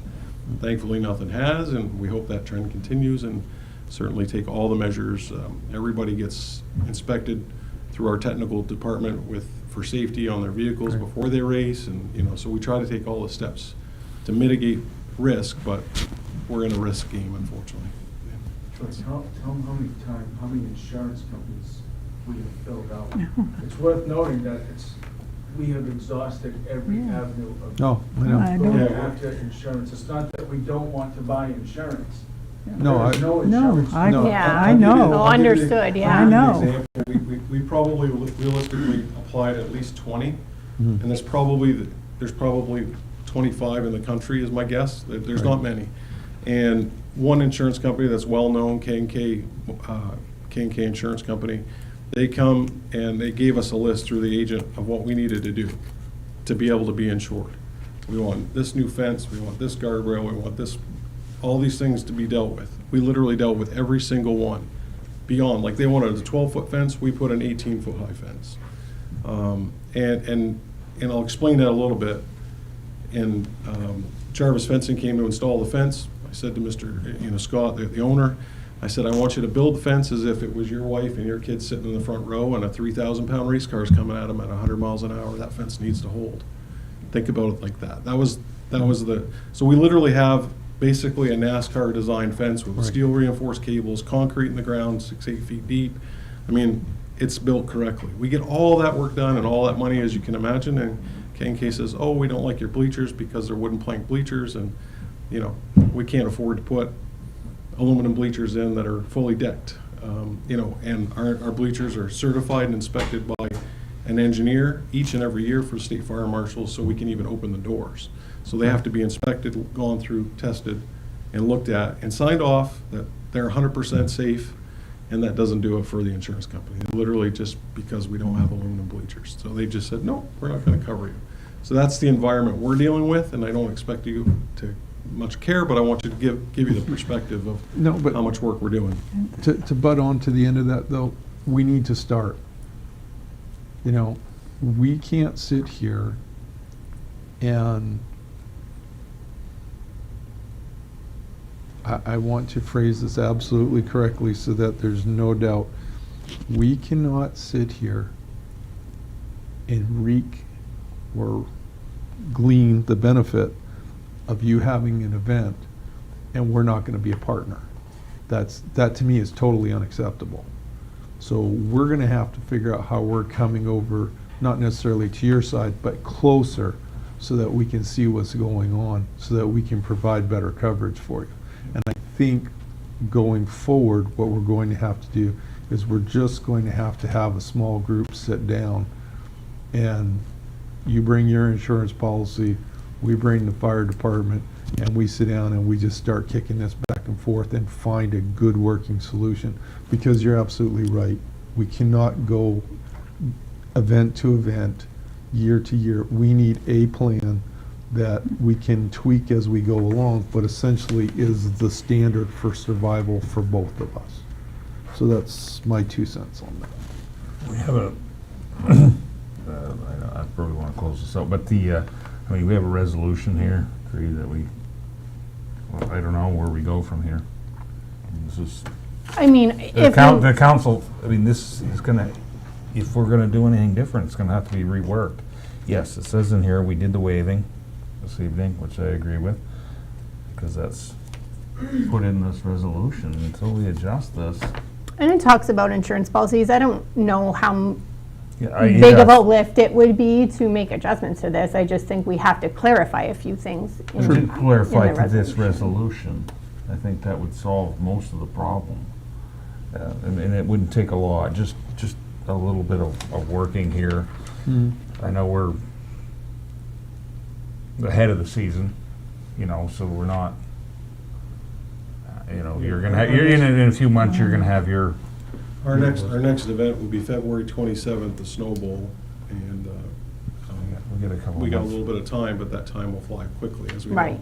And we are Absolutely. working right now, currently applying with like I said, a new insurance company, and we'll see what provisions and restrictions or requirements they have as well. We're hopeful that that one will be a better insurance policy than we have, but I don't know that answer yet. It'll take probably upwards of about 2 months to get in. They take about 2 months to even decide if they'll cover you or not. That's what I was going to ask you, is if you had a So timeline. our goal is to have something hopefully in place. We have current insurance now. We can certainly look at those things, but the goal is to have this new insurance company hopefully in place for December 31st. So somewhere's in that neighborhood, starting off the beginning of the year with a new policy and a new company that will provide, that this new company may provide additional coverage even for participants. That's why we'd like to try to bring that in. We want to try to cover as much as we can. Have you submitted a claim on the accident with the? We did. Okay. Yep, and that's gone through process, and I believe they've Okay. sent paperwork back and forth with the insurance of the city. So no issues there then? I think it's denied, I think they denied coverage because it was a hired ambulance. So as far as Oh, our insurance. they coverage. denied.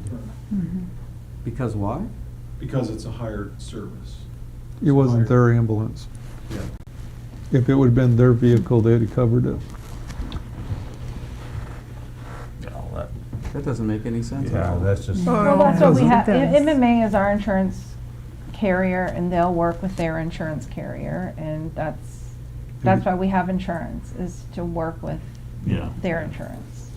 And that'll probably That's a go no through, I'm fault guessing, a on bunch either of appeal side. processes, and Yeah. I'm guessing, I don't know, but. The truck will be fixed and long gone from the inventory by the time it gets done, yeah. According to the agent, though, it's not uncommon for the city's insurance to cover incidents such as that. True. Well, they're an insurance company, what are they gonna say? I mean, insurance I'm just company, telling you yeah, what they said, right? insurance companies, that's the name of the game, is deny, deny, deny. They have no skin in the game until it comes to the checkbook. Yeah, so I mean, yeah. but it's for the insurance companies to work out. Yeah. There's nothing that And we're gonna do. I will add that, you know, Chief LaJoy and I had a conversation, and, you know, we've agreed that the ambulance will no longer go out into the infield and just stay parked in the pits, so. Okay. We learn from mistakes, and Yeah. I guess that's, you know, again, it's a combination of a lot of things that led to that exact moment, but that's probably never aligned again in a million years, but that's what, you know, that's what we deal with, you know. And Well- again, knock on wood, all those good things here, you know, we've had a good track record, I guess, is what I would say. I think your best bet is to go through the city's insurance and get that ambulance fixed. You'll have your deductible, and that's about it. And then they will do the legal end. They will Yeah. do the work for you. They'll chase And they it will down. go Yeah. after whomever they think is the one that's responsible Let in them the do it. end. Yeah, due diligence. If they want to chase it, let them. They'll it. chase it, and Yeah. they'll take them to court if they have to, or whatever, if they deny it. So you're much better off to just let them Right, go the- through The that. insurance companies will do their thing. Yeah, and they'll But do, there's because they still- want their money back too, what they've paid out, so. But there's still the issue of coverage, and it's what Speedway is, and carrying the coverage required to take and accept liability for an incident like this. Then we're back to the question of questioning the coverage and the level of coverage. It's beyond me to think that any coverage that you may have as a business for liability and property damage, medical payments and all of that would not cover damage by a participant to somebody who's sitting in there, be it a vehicle or a person. So for them to deny coverage based on the fact that they didn't own the ambulance makes absolutely no sense to me. What if they had hit somebody's pickup, a privately owned pickup? Yes, Are they not going to cover that? That's a different category. Well, if it's in the infield or in the racing area or the pit area, you don't cover it. Okay. Wow. Yeah, that's Yeah. not a good Depends on how it's situation at all. Okay, thanks.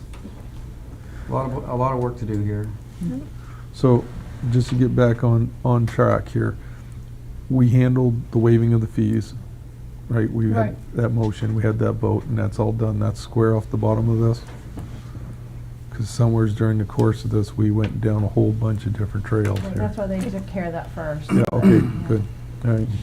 So I think at this point, we need to just kind of reevaluate what we would like to see happen in terms of insurance policies and how we're handling that as a city and how we're handling that with the, events, venues that are asking for our assistance. So Okay, so I think that's the next step, is to do some research.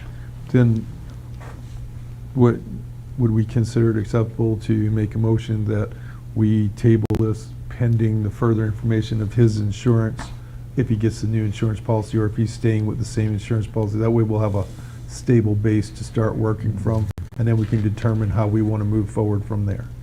Yeah, I mean, I don't think we There's have to nothing really table to anything table, right now, no. just because there's no other Yeah. motion we need to make on Okay, it. But all I right. think this is the time where, you get the information that you can get on your end, and we can kind of gather whatever information we can on our end in terms of these types of policies and how that might look moving forward. Because it wouldn't just apply to you folks, it might apply to other people who need assistance at events. Also, So I think on we that- need a very, some type of consistent plan for working with how the insurances work. And I want to point out, just briefly here, real quick, that this is important to community events. This is not to one event.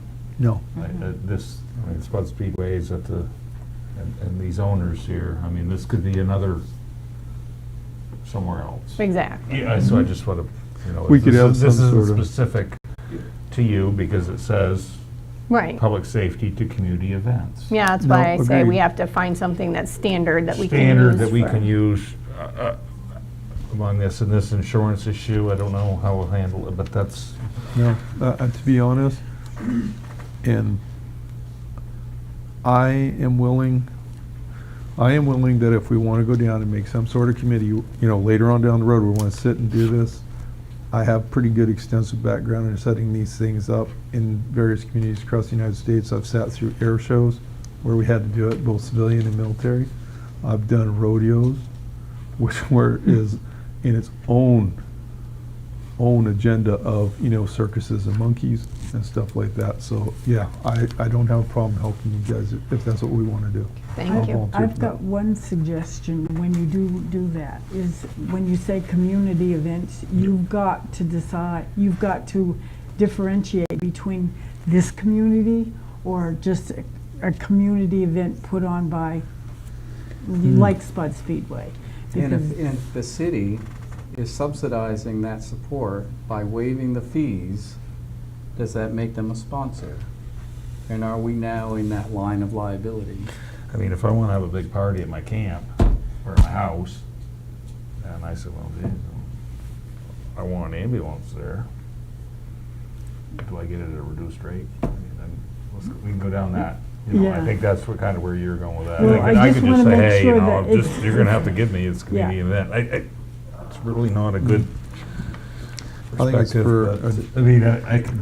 No, I'm with you. I just I think can it's a utilize it for discussion. myself. I just think it's a discussion I think it'll just beat itself out the further we go down the highway. I mean, we'll get information, we'll be able to make decisions at that point in time. I think trying to be all-knowing at this point, I think is just not Agreed. going to do us any good. Agreed, yep. Okay. We good? Yes. Yep. Okay, thank you, everyone. Thank All right. you, guys. Item number 12 is new business ordinances and resolutions, and 12A is the Maine Department of Transportation Planning Partnership Initiative on page 101 of your packet.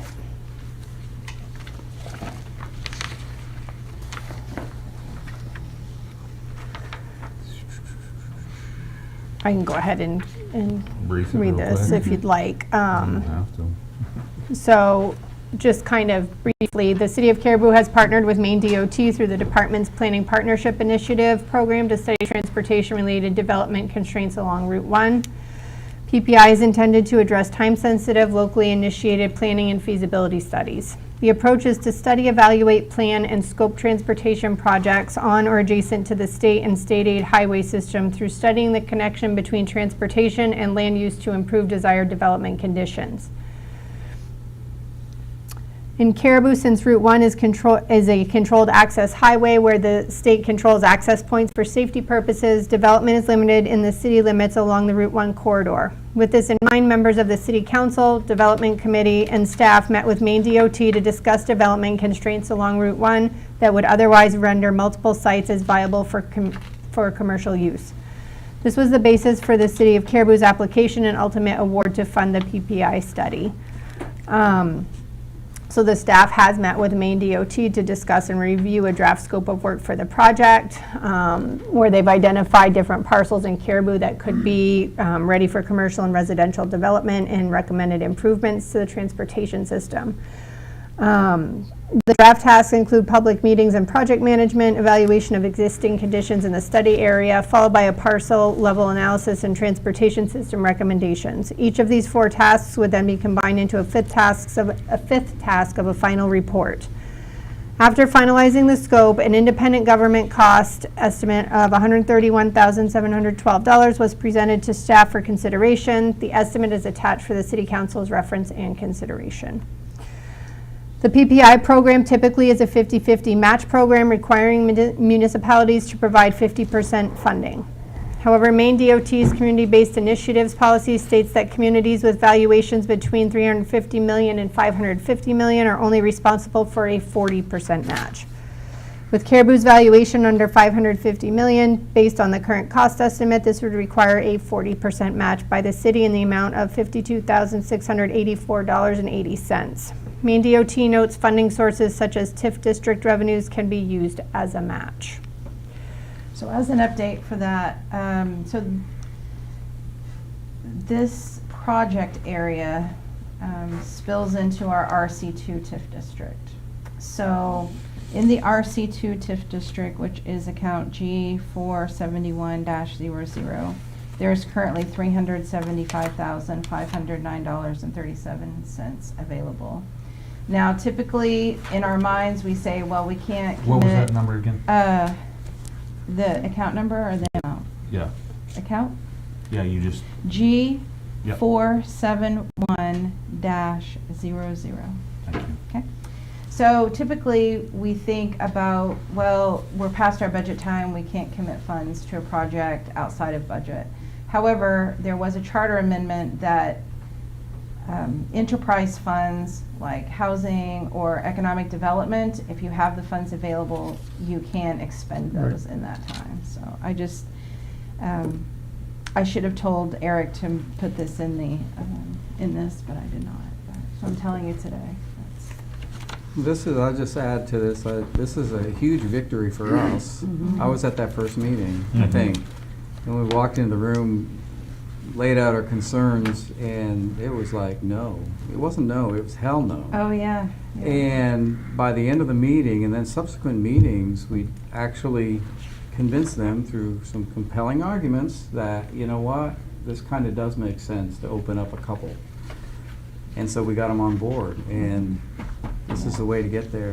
I never thought it would happen after that first meeting. You were there, Troy, you were Troy there. was there. I think, yeah. Gary, you were there too. I was there. Oh, yeah, Jody. Oh, yeah, that's too, right. yeah. For the first one, I wasn't at any of the later meetings. Before we started the meeting, you know, and I said, let's restart the meeting. Yeah, yeah. Start with a different Yeah, one. it worked very well.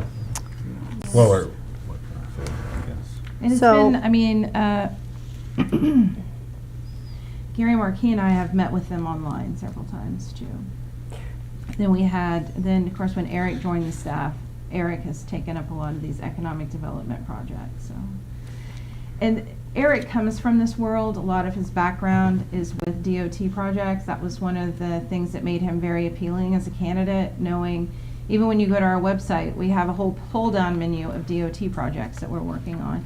So to have someone on staff that speaks their language, knows the people to talk to, knows the questions to ask, because even the last meeting, I think we were all on, they're like, no, it's got to be 50%. And I think it was Eric that said, I think if you check it, I think that we can get that to 40%. And so they did the figuring on that and came up with, you know, a savings there with between the 40 and 50% match, so. Would you need the account number in the motion? It would be good to have it in the account number. I mean, in the motion, sorry. So I move to allocate 2026 funds for the Planning Partnership Initiative pursuant to the 40% required match in the amount of $52,634.80. 684. What did I say? 34. 30. Oh, sorry. 684.80 out of account G471-00. Second. We have a motion and a second. Any further discussion? Should have had my glasses on. Bagley? It's right there. Aye. Kelly? Aye. Lovewell? Aye. Smith? Aye. Terrio? Aye. Watson? Aye. Aye. Motion carries. Great. Okay, item 12B, election motions for the November 4, 2025 referendum and municipal election on page 103 of your packet. Can I just make the motion? I mean, we know it's gonna happen. Go for it. Move to set the start time at 8 a.m. to appoint Daniel Brissett as election warden, Christina Drinkall and Amber Medore as deputy wardens for the November 4th, 2025 election. Second. Motion and a second. Further discussion. Bagley? Aye. Kelly? Aye. Lovewell? Aye. Smith? Aye. Terrio? Aye. Watson? Aye. Aye. Motion carries. Can we do this for the rest of the meeting? The meeting's almost done, right? We're getting there. We're getting there. Plow this Item through. number 12C. Yeah, please, you don't want the meeting to be done yet, right? Item number 12C is the Community Development Block Grant Inquiry on page 104 of your It's not 10 packet. o'clock yet, though. Okay, so at the February 10, 2025 City Council meeting, there was a public hearing and several action items. The City of Caribou has everything in place to respond to requests for CDBG funding. Additionally, the City of Caribou Economic and Community Development Specialist Eric Sanderson took advanced CDBG training. I always stumble on that. In August this past summer. The City of Caribou is eligible to apply for business assistance funding once per year. At the February 2025 meeting, there was a resolution adopted to help a local business with 2024 CDBG funds. Another local business, BVR Theme Park, has reached out to see if the City of Caribou would be willing to start the process to assist with $30,000 in 2025 CDBG funds. And there is a memo from NMDC in your packet. John Gulliver from NMDC is willing to assist in developing the initial application paperwork. Do you have anything you want to say? I mean, you've waited here all this time. Come on up. Can you come on up to the microphone? Thank you. Yeah, I don't really have a speech put together or anything, but I'd be willing to explain the business and answer any questions regarding anything. I have been like running my business. I started as a kid. It's been about 25 years. I started when I was 9 and I'm 36 now. So I've always kind of been running businesses and being a part of this community for many, many years. We branched off into this, and like I said, I could elaborate on whatever or answer any questions regarding it.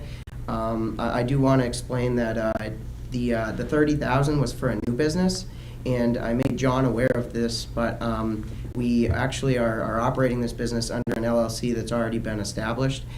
So he's making an amendment to that, and we're trying to get upwards of $90,000 or whatever we would be willing to be backed and get. So I guess if you guys want me to elaborate on anything or answer any questions, I'd be willing to. Did you want to hold off on this until you get the Well, word on a bigger one, or? John said that he actually told me that the funds wouldn't be discussed at this, and it was more of a Support. support type thing, that you guys were either going to vote to stand behind me or not, and that funding and all of my requirements would be coming at a later date. We have to have a So I'm public looking for hearing for support that, at this yeah. point, and then from there, that amount would be discussed and figured out. I think we need a field trip to try your machines first. See I if took it's one- worthwhile, but I'm I- pretty sure they are. It looks super cool. I took one this weekend. I brought my Did you go? grandson by. Oh, did you? Did you do it yourself? Couldn't get him out of the place. No? Yeah, he Yeah, that's good. really enjoyed himself, and I did too. So That'd be Yeah. nice you got a for really us to good do thing that. going there. Good luck. We hope so, and We did invite a couple people. I forgot their names actually, but Kristen from NMDC, and she brought someone from the town over, and Gary actually wrote it as well, and Troy's wrote it. And our room out back is a credit card machine, but we wrote it. And our room out back is even better, and they haven't been there for that, but we're hoping it takes off. We've got a lot of stuff there that would really blow people's minds without being there. Like we've already had a problem with a lot of people thinking it's just an arcade, and it's going to be like another basic thing here. But what we have there is or a few of the machines. I mean, some of it's arcade, but a few of the machines we have there are so immersive. You would do it, and almost everybody that gets off it says like, I never thought it would be like that. Our simulator is similar to like what Universal Studios and Disney World has, just shrunk down to a 2-seater instead of like a 20 or a 50-seater. And when people put on the goggles and ride it, they get that experience and they get off, and it's something that like our state or even New England doesn't really have. And I brought it to the community because it's my hometown, and I own the building, and I wanted something for the area, and obviously I'm for profit. I'm trying to succeed and do something. But this is a tough area. It always has been. We have a low population. A lot of people around here, don't have a lot of means. And this business cost me a very lot of money to put it together. And we've had a lot of people loving it and support, but we haven't had a lot of people through the door. And so far, we have been running it with just family members, and we've been just trying to man it on the weekend. Because we have our other business to run, and we've got to pay the bills, and it's tough. So we're looking for a little bit of help and people to stand behind us and try to make this work. So just a little side note, that what I did before was I had a family fun center. So I know a little bit about machines. Yours are way more high-tech than we did. We were more old school arcade. But I will encourage you to maybe look at some ways to bring in the people of lesser means, because I know I sent my kids with some money. It went pretty fast, and that's okay. We'll come again. But there are a lot of kids, and they're right next door to you. And if you can give those kids who can't drop a $20 bill, Right. something to do and bring them in the doors, I encourage you to do that so you can really capture the whole community. Right. And that's another thing that's already been on our minds. But the problem is we have a limited staff, we have a limited budget, and it costs a lot of money, and it takes a lot of planning to put that in place. Like, I have already been thinking about putting a membership program together.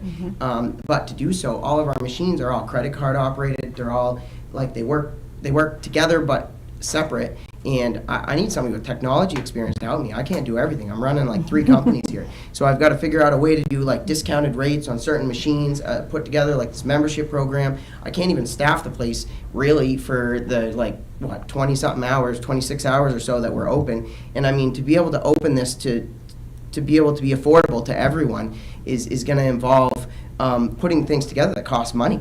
And like I said, I've already have like extreme amounts of money invested in this. And if people expect to come here and for $20 to $40 to go very far, I mean, look at what minimum wage is. Look at what, I mean, my loan payments and everything is. Like, I won't pay for this place.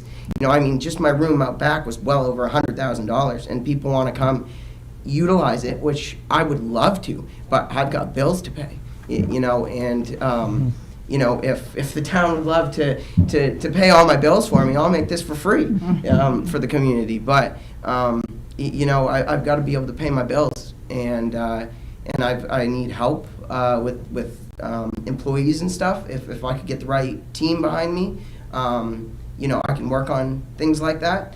But when it's literally me and I have a couple employees that are not qualified, I'm the brains behind my whole operation, and I can only handle so much. So without help, I am at a standstill where I have to just leave my rates there, keep my hours low, and do it like that. With that being said, we do have some affordably priced equipment in there, but people don't want to play that. They don't want to play the Atari machines and the basic arcade snow sled and Luigi and stuff, but like that stuff is fairly priced. But they come here and they want to do the really cool stuff, and the really cool stuff costs money. and it's got to get paid for somehow.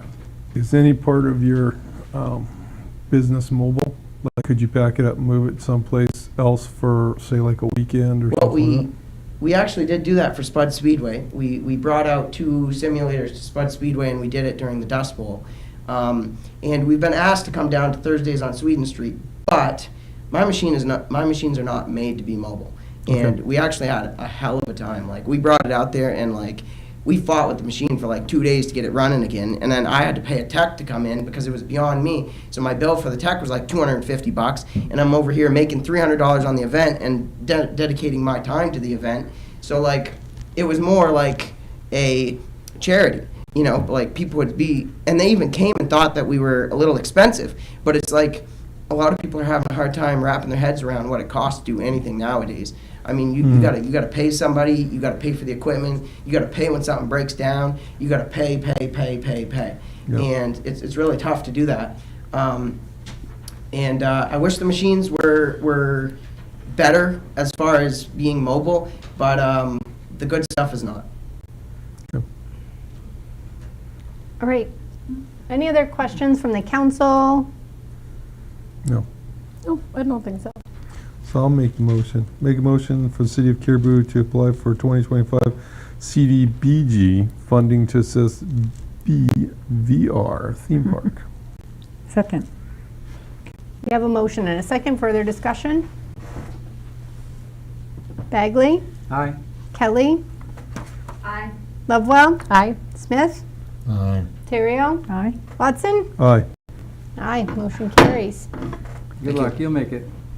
You've got a good thing going there. It's so much fun.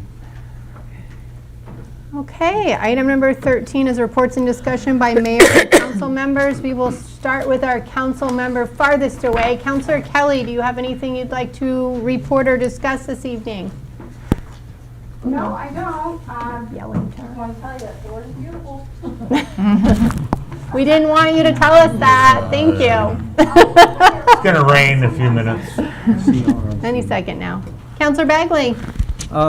Yeah, so we have airport committee meeting tomorrow. There's also a CRRC meeting tomorrow that we talked about that conflict. So I'm not sure which one.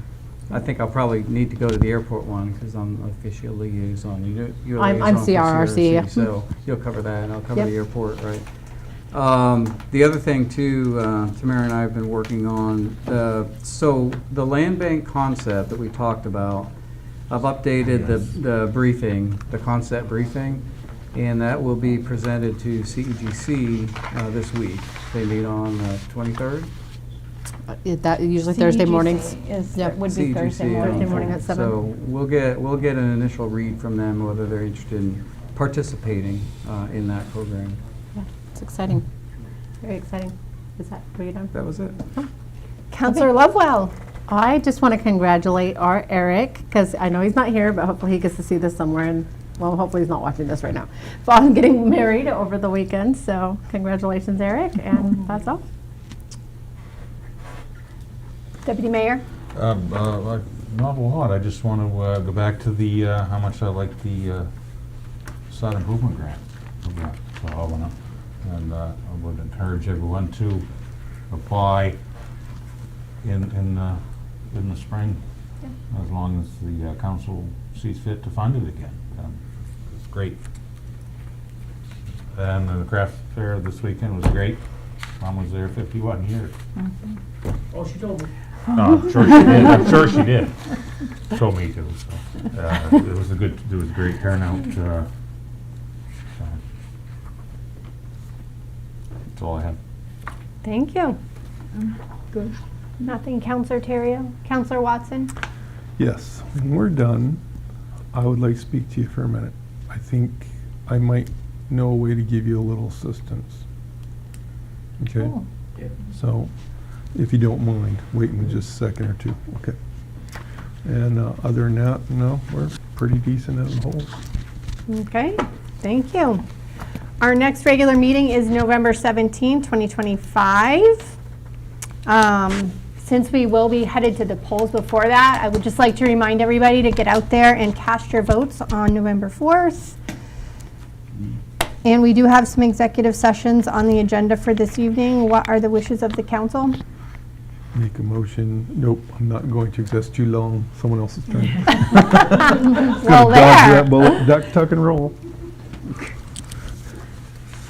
I'll make a motion to go into executive session for economic development pursuant to 1 MRSA subsection 405.6.c for Nylander Museum. Second.